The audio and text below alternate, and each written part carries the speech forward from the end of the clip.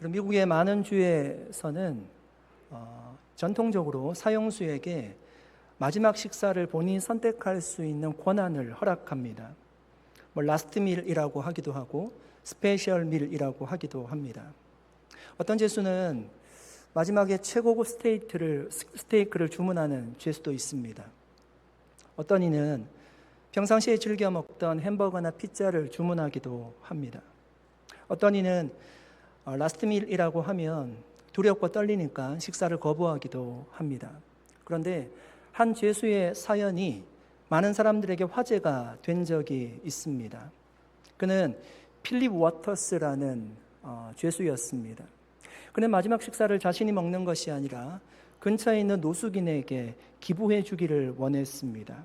그런데 교도소에는 그럴 수 없다는 것입니다. 많은 사람들이 세금을 냈는데 그것을 재소자를 위해서 사용하는 것은 괜찮지만 근처에 있는 노숙인을 위해서 그렇게 사용할 수는 없다는 이유였습니다. 그런데 그 소문이 지역의 신문을 타고 많은 사람들에게 알려졌습니다. 많은 사람들이 감동을 받았습니다.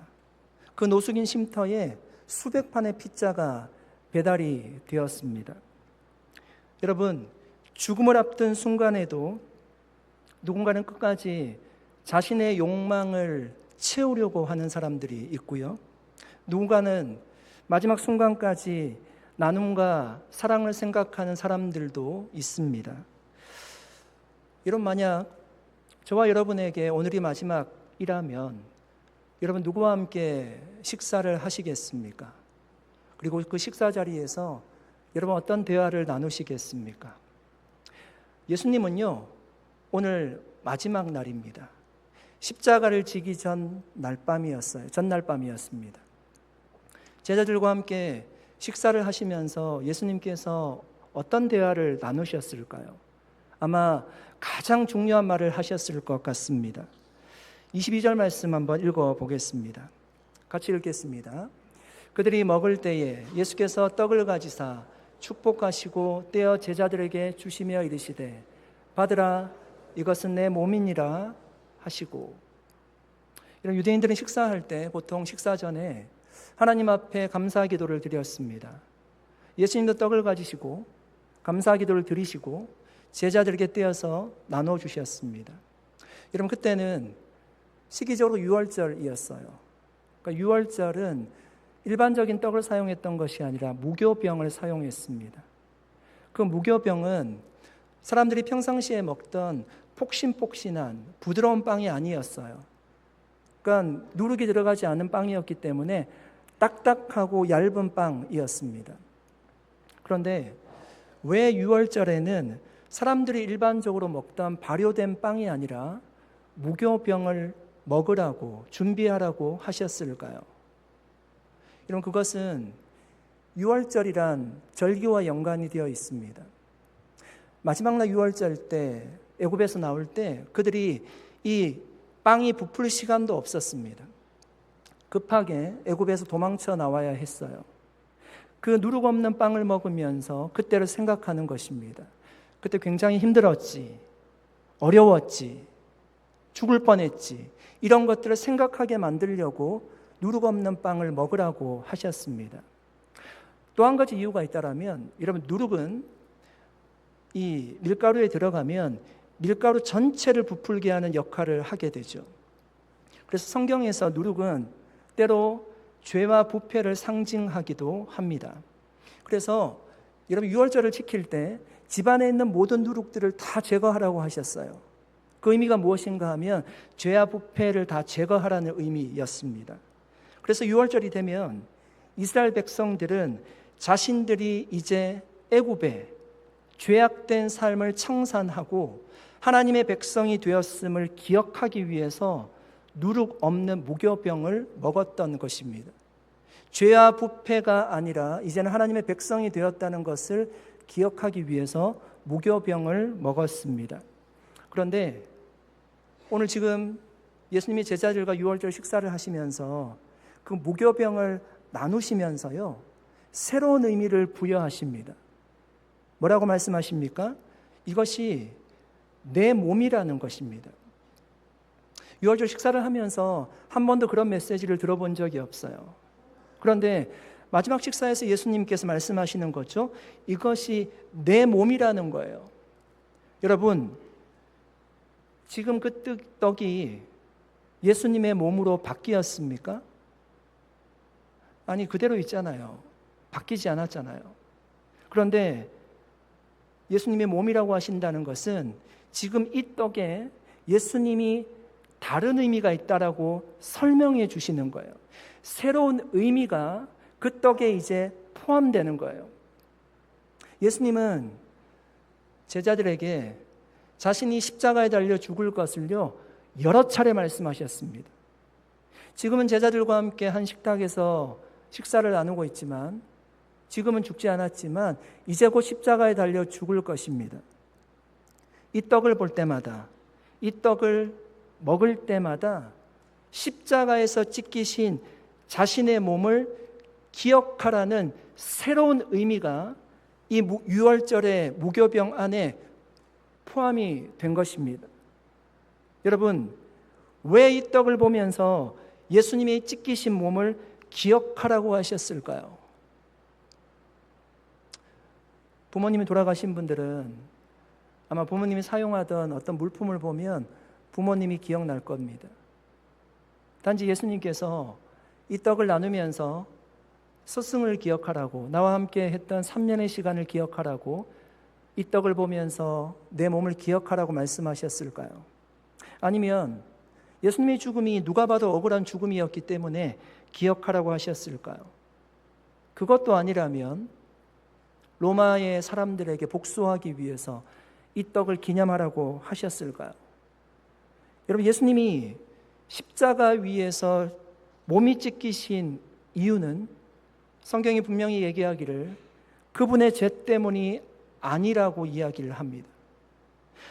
우리가 받아야 될 심판을 예수님이 대신 받으셨다라고 말씀합니다. 우리의 죄값을 예수님이 대신 받아서 십자가에 달려 죽으신 거예요. 그가 십자가에 못 박히신 것은 순전히 우리 때문이었습니다. 아멘. 그래서 이 이유를 잊지 않기 위해서, 기억하기 위해서 그 떡을 보면서요, 주님의 찢기신 몸을 기억하라고 하셨던 것입니다. 여러분, 구약시대 때 이사야 선지자가 예수님이 오시기 전에 700여 년 전의 선지자입니다. 그가 그래서 이렇게 예언하지 않았습니까? 이사야 53장 5절 말씀입니다. 그가 찔림은 우리의 허물 때문이요, 그가 상함은 우리의 죄악 때문이라. 그가 징계를 받음으로 우리는 평화를 누리고 그가 채찍에 맞음으로 우리는 나음을 받았도다. 사랑하는 여러분, 예수님이 십자가에 죽은 사건은 착한 사람이 억울하게 죽은 사건이 아니에요. 로마 권력에 의해서 짓밟힌 패배의 죽음도 아니었습니다. 피할 수가 없어서 어쩔 수 없이 죽었던 운명적인 죽음도 아니었어요. 여러분, 예수님의 죽음은요, 대속의 죽음이었어요. 나 대신 죽어주신 줄로 믿습니다. 우리 대신 죽어주셨어요. 그래서 자신의 몸이 찢겨나가도요, 참으셨던 거예요. 여러분, 그분은 하나님의 아들이시잖아요. 우리가 그분의 능력을 보았잖아요. 죽은 자를 살리는 능력, 바람과 파도를 잠잠하게 하셨던 능력, 손을 대면 문둥병이 깨끗하게 되었던 능력 다 보았어요. 그분이 자신의 능력이라면 얼마든지 십자가 아래서 내려와서 모든 일들을 다 처리할 수 있었을 거예요. 그런데 그분은 십자가에서 내려오지 않으셨어요. 왜냐하면 그 길이 내가 가야 되는 구속의 길이었기 때문입니다. 십자가의 죽음은요, 우리를 위한 그 희생과 사랑이었습니다. 앞으로 주님이 오실 때까지 그 떡을 나누면서 그것을 기억하라는 것입니다. 한 가난한 노인이 고향으로 돌아가는 대형 여객선 티켓 한 장을 샀습니다. 표를 사고 나니 수중에 돈이 한 푼도 남지 않았어요. 노인은 배 안에서 사 먹을 음식값이 없어서 가방에 딱딱한 빵과 치즈를 잔뜩 싸서 배에 올랐습니다. 배가 항해하는 일주일 동안 다른 승객들은 선상 레스토랑에서 매일 멋진 음악을 들으면서 풍성하고 맛있는 뷔페를 즐겼습니다. 하지만 이 노인은 식사 시간이 될 때마다 구석진 벤치에 앉아서 눈물을 흘리며 곰팡이가 피어가는 딱딱한 빵과 치즈를 꾸역꾸역 먹었습니다.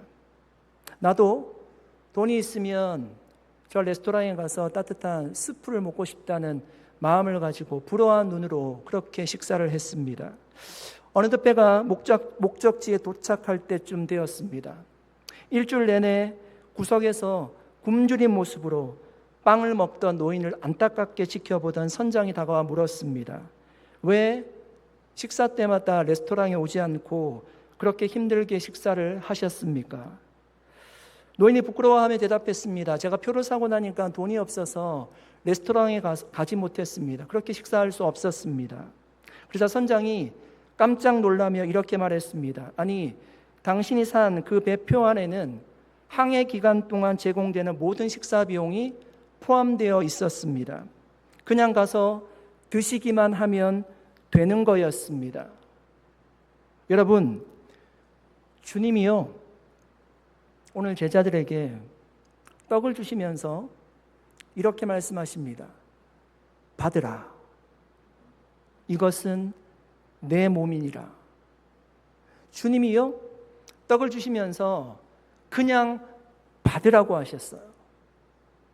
이 떡을 먹을 자격이 있는지를 묻지 않았어요.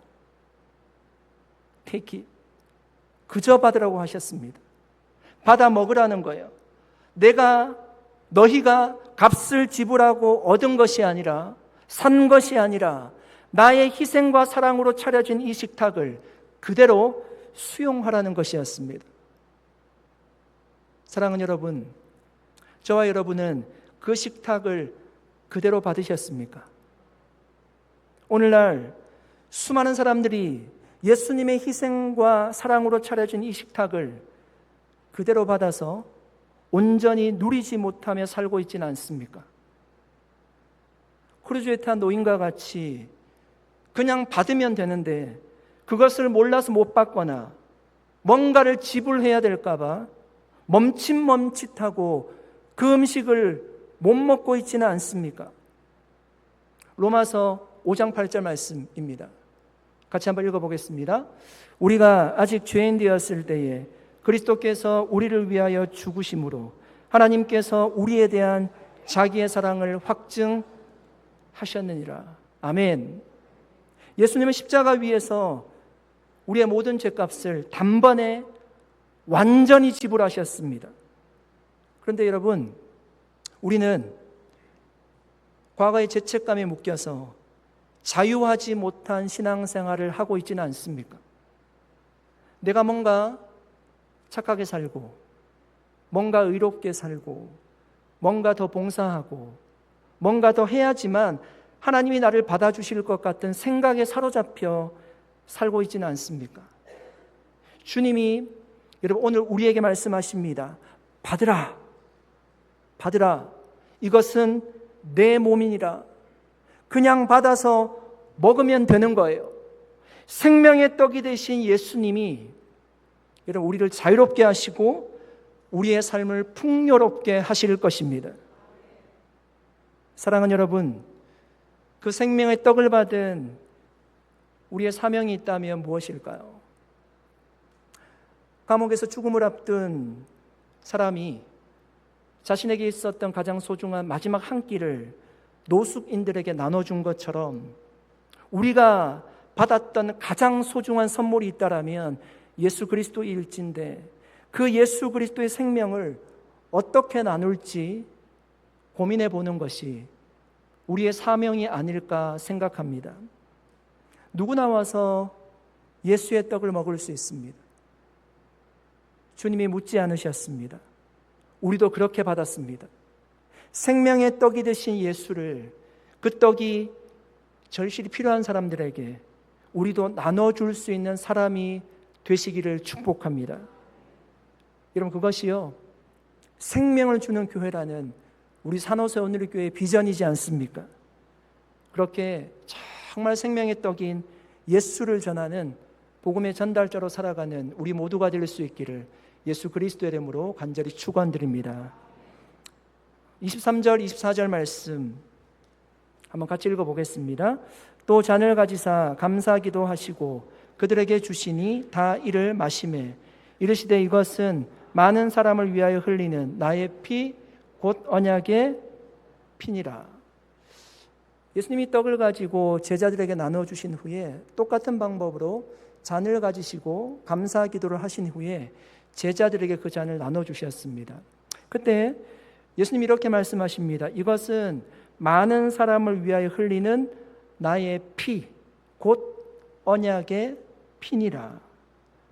여러분, 피는 무엇을 상징합니까? 생명을 상징하죠. 레위기 17장 11절 말씀에 보니까 육체의 생명이 피에 있다라고 이야기를 합니다. 그래서 여러분, 유대인들은요, 피를 함부로 다루지 않았어요. 피를 먹지도 않았습니다. 왜냐하면 피는 생명이기 때문에 생명에 대한 존중을 가지는 것입니다. 그런데 예수님께서 지금 뭐라고 말씀하십니까? 그 성찬식, 그 유월절에 나눴던 그 식사 가운데 그 포도주를 가지시고 주님 말씀하시는 건데요. 이 포도주가 내 피라는 것입니다. 해석해 보십시오. 내 피라는 것은 이 포도주가 내 생명이라는 거잖아요. 내 생명을 너희를 위해 준다는 의미가 담겨 있습니다. 예수님은 그냥 그 포도주를 가지고 나의 피라고 말씀하지 않고 그 피가 언약의 피라고 하셨습니다. 여러분, 언약이 무엇입니까? 하나님과 하나님 백성 사이에 맺어진 거룩한 약속이 언약입니다. 여러분, 구약시대 때는 그 언약을 맺기 위해서는요, 반드시 희생의 제물이 필요했습니다. 그 희생의 제물을 갈라두고 언약을 맺었어요.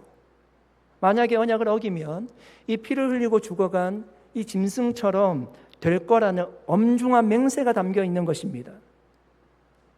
출애굽기 24장에 보시면 하나님과 이스라엘 백성들 사이에 언약을 맺는 장면이 나와요. 우리가 시내산 언약이라고 하는 언약입니다. 그때 모세가 짐승을 잡아서 피를 가지고요, 이스라엘 백성들에게 이렇게 뿌렸습니다. 이렇게 뿌리면서 모세가 뭐라고 얘기했을까요? 출애굽기 24장 8절 말씀입니다. 모세가 그 피를 가지고 백성에게 뿌리며 이르되 이는 여호와께서 이 모든 말씀에 대하여 너희와 세우신 언약의 피니라. 주님이 이 말씀 반드시 지키겠다는 말씀이죠. 언약의 피라고 얘기하고 있습니다. 여러분, 오늘 본문에 보니까 예수님은요, 지금 모세가 말했던 그 용어를 그대로 사용하고 있습니다. 나의 피가 언약의 피래요. 지금 제자들과 나누는 이 잔이 언약의 피라고 말씀하십니다. 무슨 뜻일까요? 이제 새로운 언약이 세워진다는 거예요. 더 이상 황소나 염소의 피가 필요하지 않는 거예요. 더 이상 반복적으로 제사를 드릴 필요가 없습니다. 구약시대 때는 제사를 드린 후에 내가 죄를 짓게 되면 또 제사를 드려야 되잖아요. 나뿐만 아니라 많은 사람들이 제사를 드려야 됐어요. 반복적으로 계속적으로 제사를 드려야 됐습니다.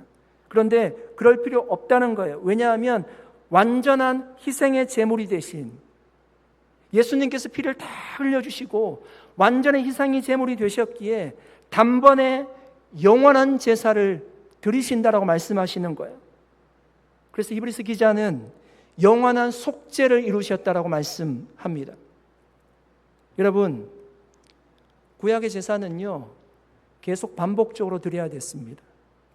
왜냐하면 죄를 완전히 해결할 수 없었기 때문입니다. 그러나 예수님의 십자가는 한 번으로 충분했어요. 예수님의 피는 동물의 피가 아닙니다.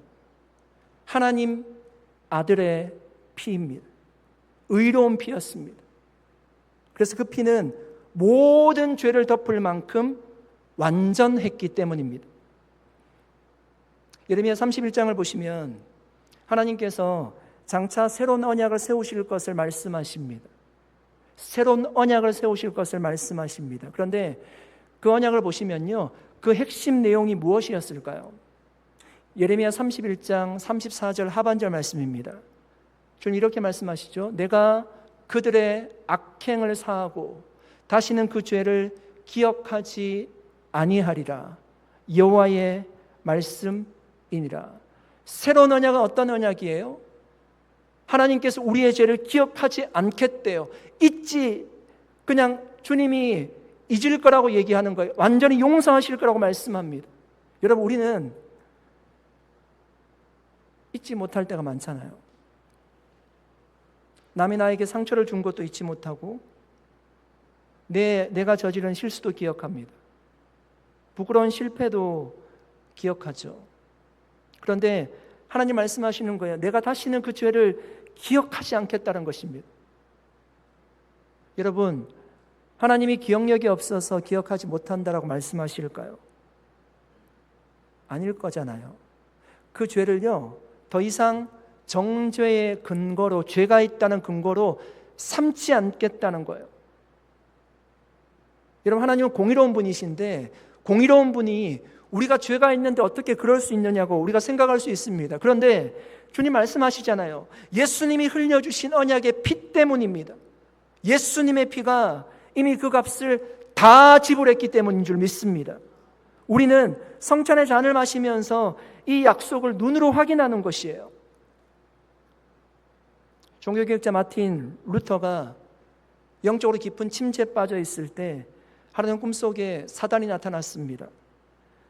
사단은 커다란 두루마리 책을 펼쳐 보이면서 그곳에는 보니까 루터가 태어나서 지금까지 지었던 모든 죄와 허물들, 그리고 마음속 부끄러운 생각들이 빽빽하게 기록되어 있었습니다. 사탄은 비웃으며 이야기했습니다. 루터야, 내가 이러고도 하나님의 사제냐? 내 죄를 내가 알지 못하느냐? 너는 지옥에 갈 수밖에 없단다. 그때 루터는 온몸이 마비되는 듯한 정죄감과 죄책감에 사로잡혔습니다. 사단이 적어온 죄목들이요, 하나도 틀리지 않았기 때문입니다. 절망 속에 들던 루터에게 순간 성령께서 영적 지혜를 주셨습니다. 루터는 벌떡 일어나서 사단을 향해서 소리쳤습니다. 사단아, 내가 기록한 것이 다 맞다. 나는 죄인이다. 하지만 내가 그 두루마리에 한 가지 빼먹은 가장 중요한 문장이 있다. 당장 그 두루마리 맨 밑에 붉은 글씨로 이 성경 구절을 받아 적으라. 그러면서 루터가 외친 말씀이 요한일서 1장 7절 말씀입니다. 그 아들 예수의 피가 우리를 모든 죄에서 깨끗하게 하실 것이요. 아멘. 루터가 여러분 예수님의 보혈을 선포하는 순간 사단이 가져온 정죄의 두루마리는 연기처럼 사라져버렸습니다. 호세아 선지자의 아내 고멜이 남편을 배신하고 다른 남자에게 갔습니다. 그런데 결국 노예 신세가 되었습니다. 율법에 의하면 그런 여인들은 돌에 맞아 죽어야 마땅했습니다. 그런데 하나님께서 호세아 선지자에게 말씀하십니다. 그 고멜을 다시금 데리고 오라고 하십니다. 값을 지불하고 데리고 오라고 말씀하셨습니다. 여러분, 선지자가 그런 일을 겪었으니까 얼마나 가슴이 아픈 사건입니까?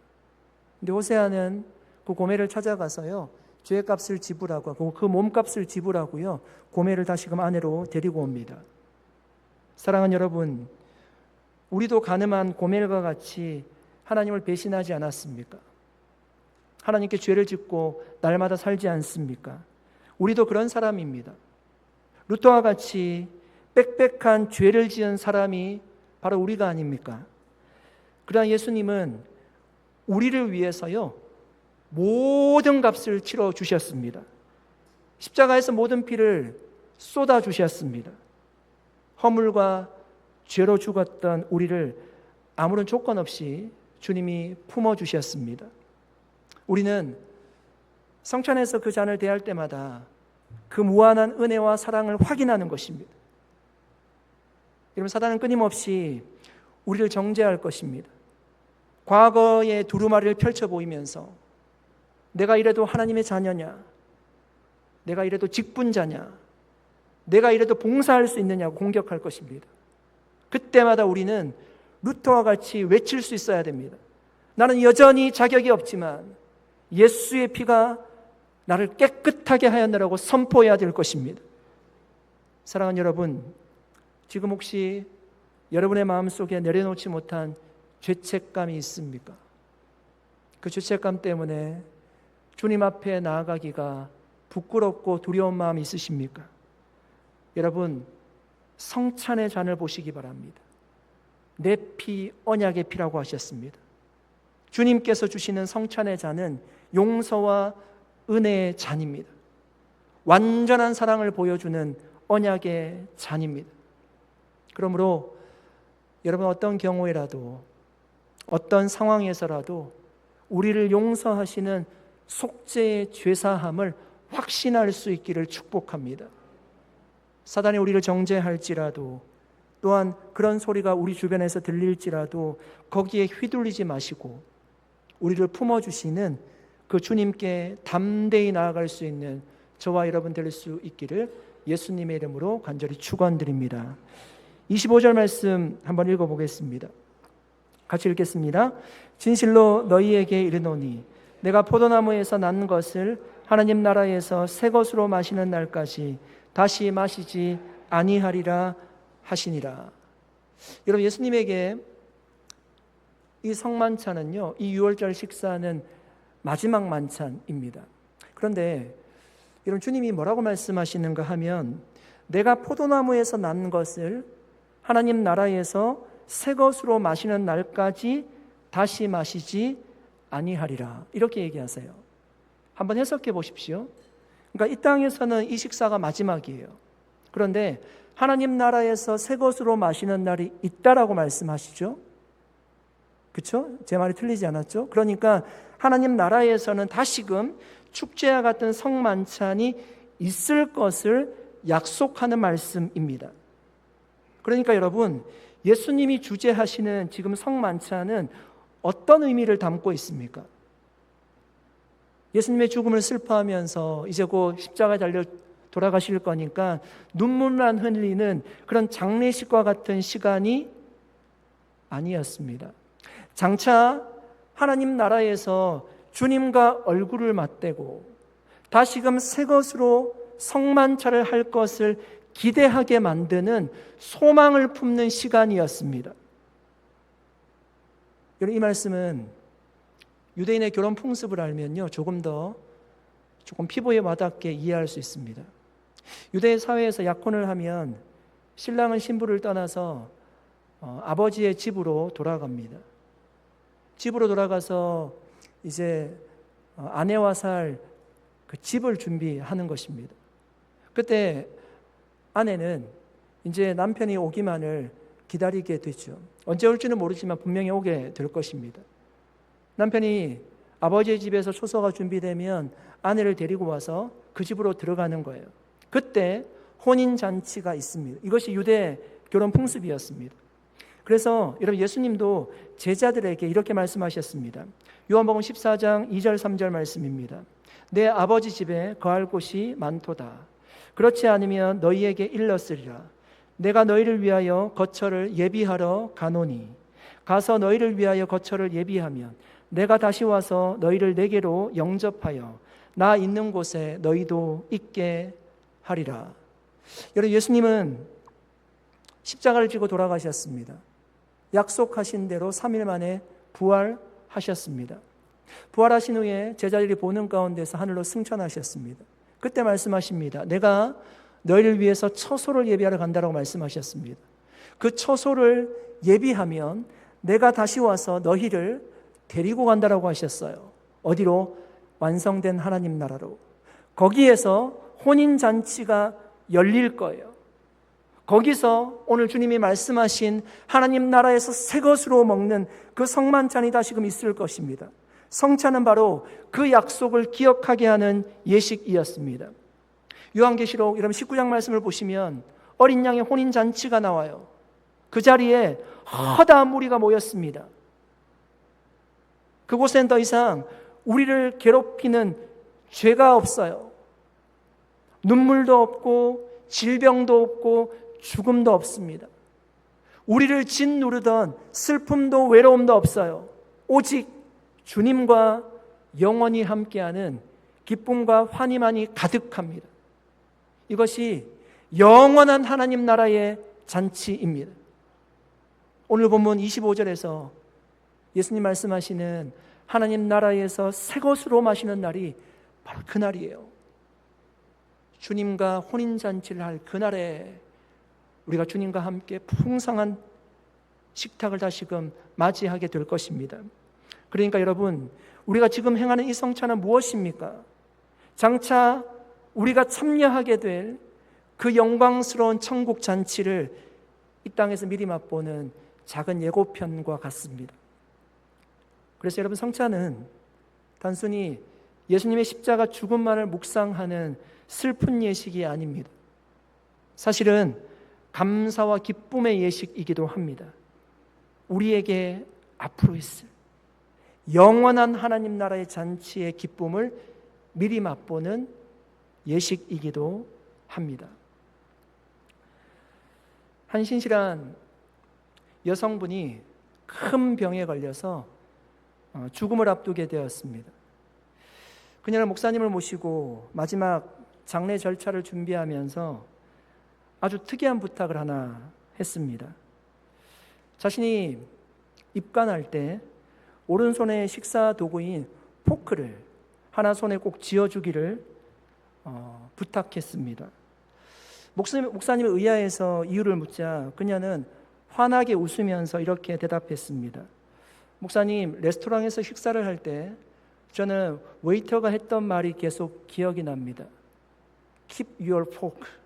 Keep your fork.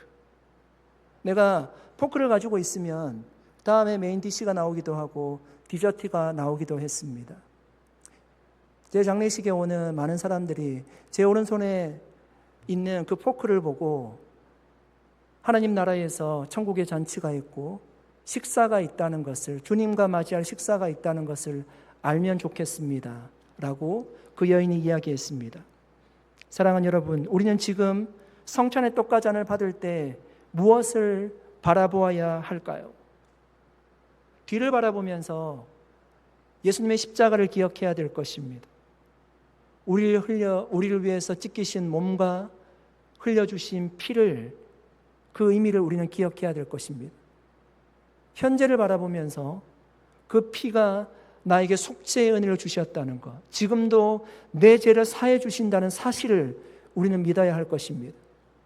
그리고 미래를 바라보면서 그 나라에서 주님과 함께 다시금 우리가 만찬을 즐길 시간이 있다는 것도 우리가 기억해야 될 것입니다. 우리 가운데는 지금 눈물을 흘리는 분들도 계실 겁니다.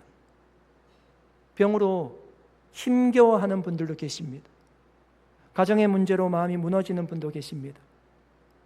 사랑한 사람을 먼저 떠나보내고 그리움 속에 살아가는 분들도 계십니다. 때로는 언제까지 이렇게 살아야 되나? 라는 그런 마음이 드는 순간도 우리에게 찾아옵니다. 그런데 예수님은 오늘 이런 고민을 가지고 사는 우리에게 말씀하십니다. 하나님 나라에서 새 것으로 마시는 날이 있을 것이라고 약속하십니다. 주님은 다시 만나게 될 것을 약속하십니다. 다시 함께 천국의 잔치에서 음식을 나눌 날을 약속하십니다. 그래서 우리는 소망을 가질 수 있습니다. 사랑하는 여러분, 언젠간 우리는 어린 양의 혼인잔치에 참여하게 될 것입니다.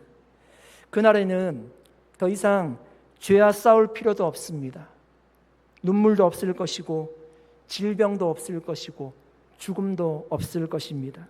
오직 주님과 함께하는 기쁨만 영원히 지속이 될 것입니다. 그래서 성찬은 슬픔의 식탁이 아니라 소망과 은혜의 식탁인 줄 믿습니다. 오늘 눈물과 질병과 아픔 속에 고통의 시간을 보내고 계신 성도님들이 계십니까? 주님과 함께 누릴 영원한 천국의 잔치를 바라보면서 소망을 가질 수 있기를 축복합니다. 그렇게 우리를 데리러 오실 그 주님을 바라보며 오늘도 내일도 하루하루 소망 가운데 이 길을 걸어가는 저와 여러분 되시기를 예수 그리스도 이름으로 간절히 축원드립니다. 함께 기도하겠습니다. 살아계신 하나님, 감사드립니다. 오늘 함께 예수님께서 십자가 달리기 전 마지막 밤에 제자들과 함께 나누었던 그 대화를 통해서 우리가 받은 그 구원이 얼마나 큰지를 다시 한번 깨닫습니다. 사단은 끊임없이 우리를 넘어뜨리려고 하지만 예수님은 우리에게 소망을 주시는 분인 줄로 믿습니다.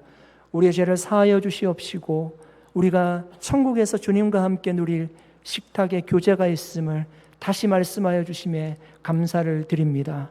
하나님, 떡과 잔을 마실 때마다 그 은혜를 기억할 수 있도록 주님 도와주셔서 우리에게 받은 은혜도 기억하게 하여 주시고 앞으로 있을 식탁에 소망도 두게 하여 주셔서 하루하루 소망 가운데, 은혜 가운데, 주님이 주신 힘 가운데 이 땅을 살아가는 저희 모두가 되게 해 주시옵소서.